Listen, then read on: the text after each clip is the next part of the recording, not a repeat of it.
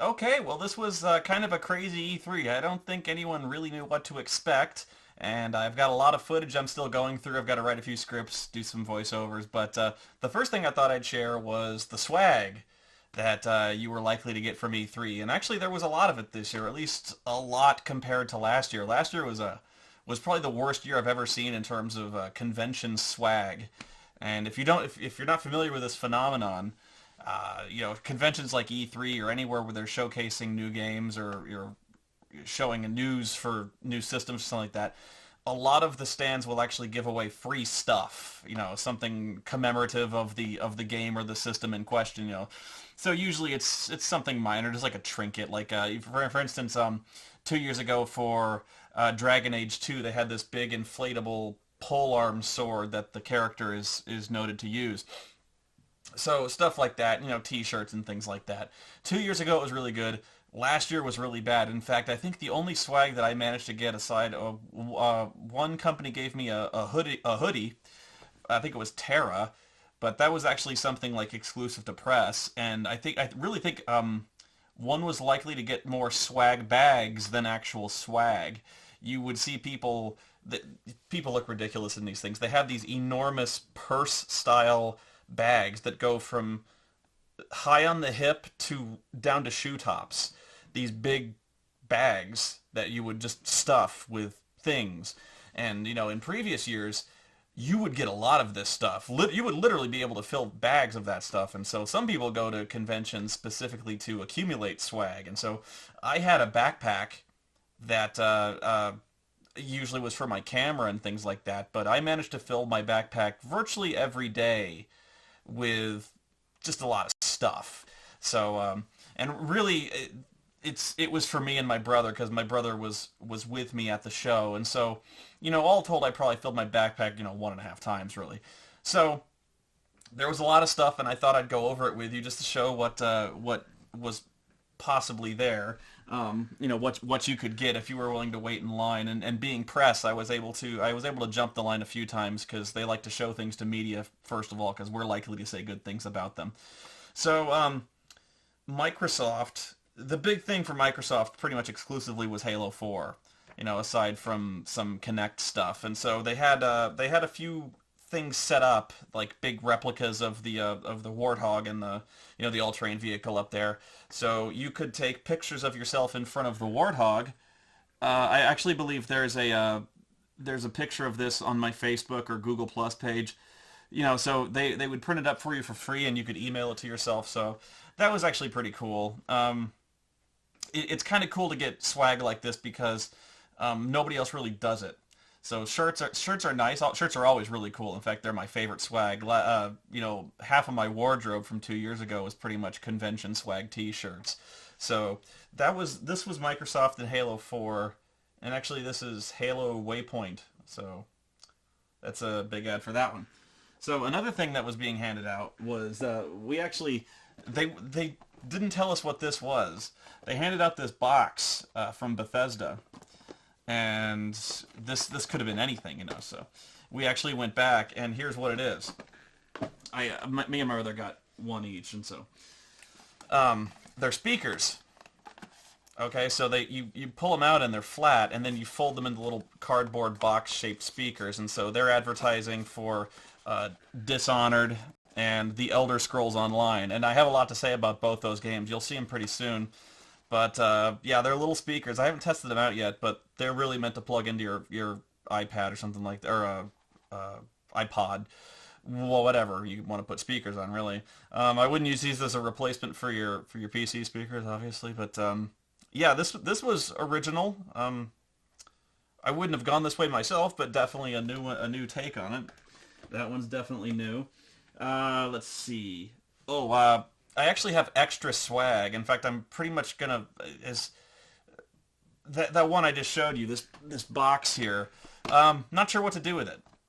So I figured I'd either find some way to give it away. I don't want to sell it. I don't want to be that guy who goes and you know uses his media position to get swag and then just turns around and sells it. That seems like a cruddy thing to do. So if I can find some fair way to give it away, I'll think about it. Let me know if you can think of a decent way to kind of hold a contest or something. If you, I don't even know. So I don't even know if anyone would really want this aside from the collector's value. So I have an extra one of these if you want it.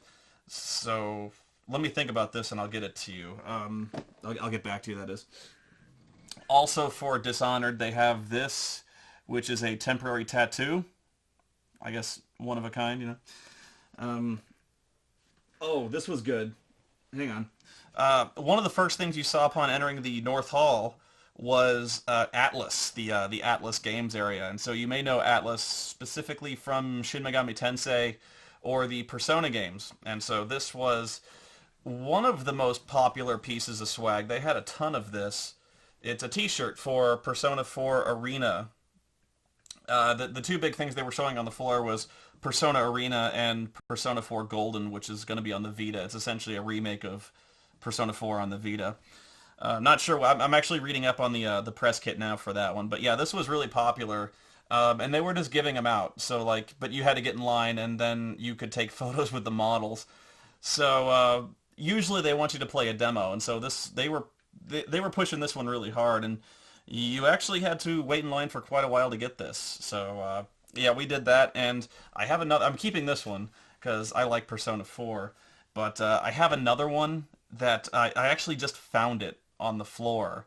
I looked around to see if anyone could claim it, and I just found it, so I took it. So if anyone is a T-shirt size medium, I'm a large myself, but again, I need to find a way to fairly give this out. So it's a medium-sized T-shirt.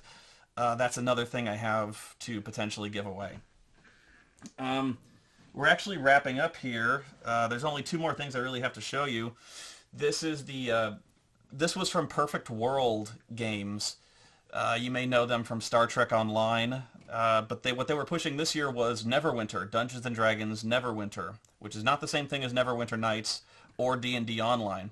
Now, Neverwinter is a completely different MMO that's free to play that they're pushing, and they had a lot of stuff to give away. In fact, by far the most swag to give away, and it was actually kind of randomly based. If you took a demo, if you played the demo, at the end, if you won, which you would probably win, you got like a random prize. So it was either, well, since I was press, I actually got an interview and a behind closed doors demo, which they showed us some more of that stuff. So I saw that, and I saw Raiders, but they gave me pretty much everything that was there. They had like a swag bag, so this was actually pretty cool. This is the Perfect World. It's like a messenger bag. I'm not actually sure what style of bag this is, but you know, the strap comes down and it's like you hang it from your shoulder. It's not like a purse. It goes down to your hip, as you can see. So I guess it is a purse. But this is actually the same brand that my messenger bag is, the one I keep my tablet and my cameras in, so it's a good brand. Have no complaints with that one. And what was in it was this T-shirt, which I believe is the only design on it. Let me see. So there's like this dragon-y type design. He's got a spike on the end of his nose. And on the back, Neverwinter. So there's that, and they had a Neverwinter, you can see Neverwinter beer mug, which this was actually somewhat challenging to get back home because I was checking it for a flight. Yeah, I usually don't want to pack breakables. And what else was there? There was something else. Oh, damn it. There was a hat. Damn it. There was a knit beanie hat. I posted a picture with Oreo. It's like a knit beanie hat, it looks ridiculous. It's in the shape of a dragon's head, and so that was actually by far one of the most coveted pieces of swag at the convention. I shit you not. I'll post a picture of this somewhere over here so you can see it. I left it downstairs, but yeah. Oh, hell with it. I'll just cut and I'll be right back. Okay, I got it. So, yeah, this was by far probably the rarest thing on the floor. You could not get this because you could get it randomly from the demo, but it was really unlikely apparently. Or they would give you a raffle ticket if you did a demo, and you could come back at like 2 o'clock and they would have a raffle and you could win one of these potentially, but not many people got these, and since my brother and I were media, we got one in the bag, so this is probably the crown jewel of the E3 swag. I don't remember hearing anything else that was exceptionally rare. Maybe if you had a behind closed doors meeting with some other company you did, but Star Trek had a t-shirt. Um, we did not get a demo with Star Trek, although the t-shirt was pretty lame. I saw the design. I didn't really like it. And the reason we didn't was because we had a demo scheduled, but the machines actually had crashed when it was our time, so we didn't get in. So we were like, whatever. We kind of saw it the year before, so I'm actually not sure. It must have been playable, but I don't know. Zombie U actually did not have any swag, which surprised me. Not much of the Wii U stuff did. There was some participation stuff, like you could hold the Wii U tablet in front of you and it would zombify your face. But yeah. I did not actually wear this on the convention floor, although it is rather comfortable and it covers your ears. So, hey, don't laugh, okay? This is rare shit. This is probably worth something. I could probably sell it for a fair amount, you know. It's got these wings. But no, when it comes to be winter, like if I ever get out of Arizona, I'm gonna wear this. You won't have one. You have to make your own. It's nice. It's all like, I don't know, like wool or some shit, and it's knit, and it's really cool. But yeah, oh, I remember I didn't get one because it looked kind of stupid, but the company there's a company called Nyko, Nyko, that makes like, you know, batteries and accessories and shit, and they were handing out superhero capes. So I didn't. I should have got one because honestly, who else but me would ever have a need for them? And then there was Resident Evil 6, which I believe it was Ben at the Sage told me something about this logo that I will never be able to unsee, but whatever. Rather curious about this one. And so we opened it up, and I was pretty surprised. I don't know if you recognize what this looks like, but it's a Bluetooth earpiece. So I was like, wow, they were giving out Bluetooth earpieces, and my brother was like, dude, they would never do that. So I was like, yeah, you're probably right, because that'd be probably really expensive, right? So I'm like, well, it looks like a Bluetooth earpiece. What is this? And so we there's a little battery compartment. I was like, yeah, no way does it run on AA batteries or whatever this is. So we pulled the thing out. They pulled the plastic thing out on the battery, and that's what it does. It lights up. That's it. It's just meant to be kind of a replica of the thing in the game that apparently all the characters have one, and it has a light. So I mean, hey, this is what swag is, you know. It's just little trinkets that advertise the game. It's really nothing more or less than that.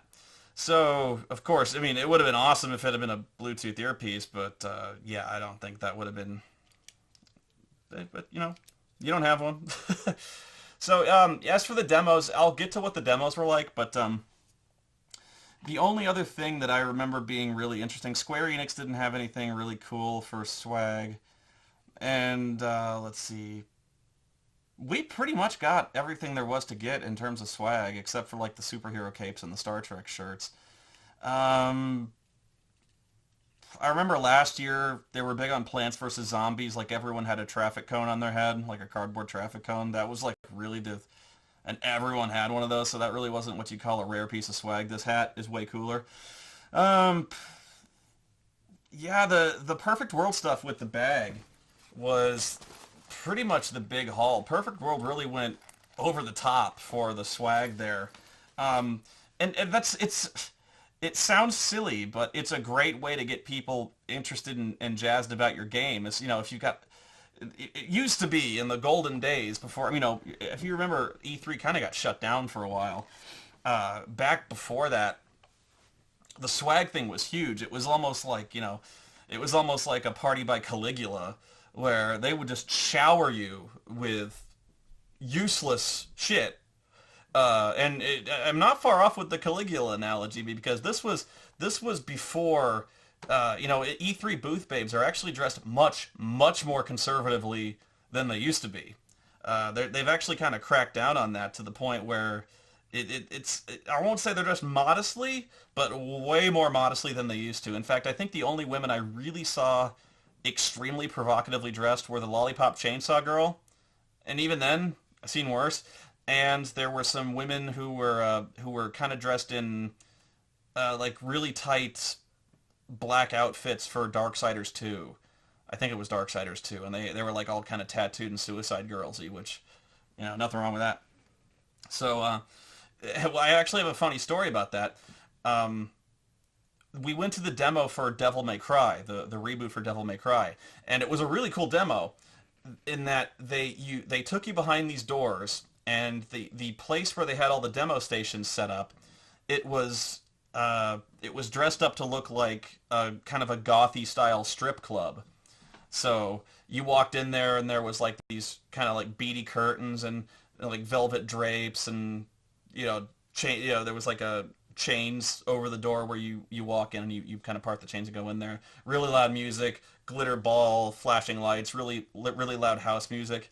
And in the middle, like all the stations around the room, all the PlayStations, I believe it was. No, it was all the Xboxes you could play on were around the center of the room, and in the middle of the room, around dancing around a stripper pole was a model. And so she was doing a pole dance. But the funny thing is, she was dressed probably she was probably dressed more modestly than most of the other babes I'd seen around there, and most of them, all the chicks from like Ubisoft and stuff like that, were dressed basically in just like a blue t-shirt, like a low-cut blue t-shirt and yellow corduroy shorts. So, these girls were dressed, I went to high school and I saw worse than this. And so this pole dancer was basically dressed in a full body leotard, and so what was funny about that was you can see the outfit that they were expecting her to wear, in that it was like a glittery gold two-piece bikini kind of thing that it was kind of barely covering, like like a thong top with gold glittery and stuff like that, and a bra top. But they put it over this like black and purple leotard, so her body was completely covered by this except for her like feet and her face, of course. And so she was doing a really sexy dance, although you were either playing the game or watching the model. But she was acting, she was doing this like I'm a vampire sexy chick and shit like that. But yeah, it was actually kind of sad, honestly, because when you're a model, you want jobs like this because it gets your name out there and it gets everything else out there. But you want to be the face of these games in a lot of ways, and so you've kind of got this gig going on where you're doing this sexy dance, and all these dudes are seeing it, trying to get this game going, and so they hired this woman for a reason. So it kind of cramps her style. It really cramps her style. So because if there's no point in hiring models if you can't get the models to look good. You know what I mean? I'm sounding like a pig here, but you know what I mean. So they had this really sexy model dressed basically in like warm-ups.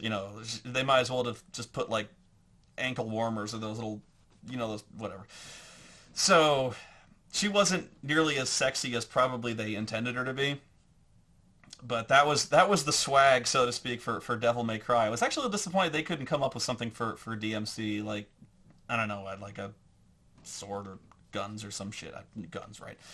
But I'm trying to think if there was anything else that we didn't get. I didn't really see anything else. There was a lot of swag bags. Again, a lot more swag bags than there was swag. Like, everyone got one of these for X-Play. Although, I don't even know why you'd bother watching X-Play anymore, because, like, the only credibility that show had was fucking Sessler, and he's gone. So, whatever. Yeah. I might actually send it. If you want this, I might put that up for there, too. But, like, yeah, the only stuff I got is I've got a mug that you can have. Maybe even two mugs, if my brother doesn't want his. I've got the... You can probably have this bag, too. I've got the medium-sized Persona T-shirt. What else did I have? Oh, the Bethesda speakers. Yeah, so that's pretty much all the swag I had. If this seems completely insignificant, I assure you it is.